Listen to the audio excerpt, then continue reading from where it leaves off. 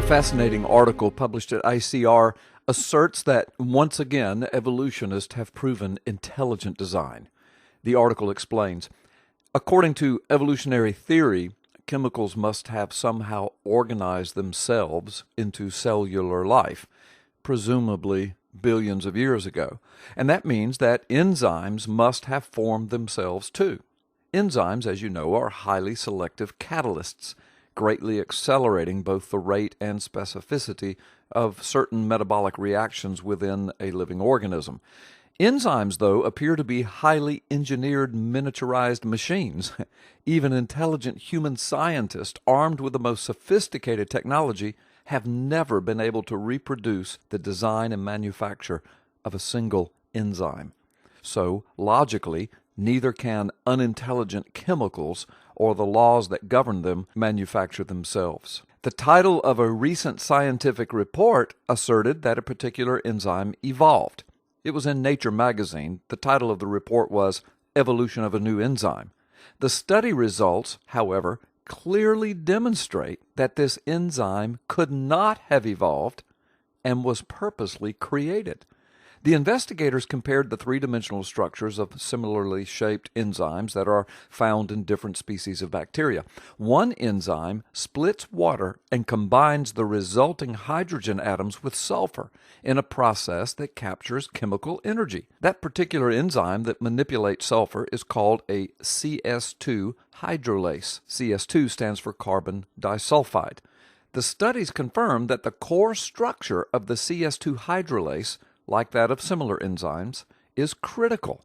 The scientist wrote in Nature, quote, "Any change in this area of the enzyme adversely affected protein activity." On the one hand, evolution's story requires that at some point in time, something altered what would become the enzyme core, and not only once, but again and again, as each structural piece evolved into place over eons of time. On the other hand, science observably demonstrates that altering the enzyme core in the slightest way is impossible without making the whole structure useless. The researchers found a clue in the DNA that suggested to them an idea of how the enzyme could have evolved. They said the DNA that codes for certain structures within the CS2 hydrolase gene could have, quote, jumped from another bacteria to this one.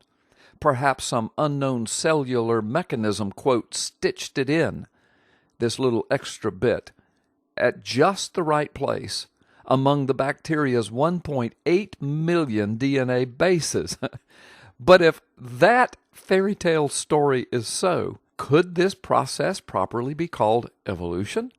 Well, of course not. If the gene jumped from another bacteria to this one, then it did not evolve because it already existed somewhere else. But in order for a lateral gene transfer to even work, in addition to the enzymes themselves, another mechanism had to already exist that could recognize, accept, and insert the foreign DNA at just the right place. Only then could it retrofit an enzyme in just the right way to enable the bacterium to live on sulfur. Where's the evidence here for evolutionary innovation? Pre-existing DNA and pre-existing DNA transfer and pre-existing splicing programs appear to have existed from the beginning.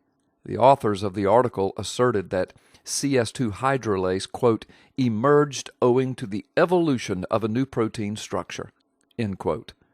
But this statement ignores the fact that no new DNA actually emerged, and the proper placement of the so-called transferred DNA required just the opposite of evolution. It required intelligent, purposeful design. No, CS2 hydrolase did not evolve. In fact, experimental science shows that this enzyme functions today only because of its precise and specific arrangement of parts. And like any machine with multiple interconnected parts, whether biological or man-made, all the correct parts assembled in the correct configuration were needed from the very beginning.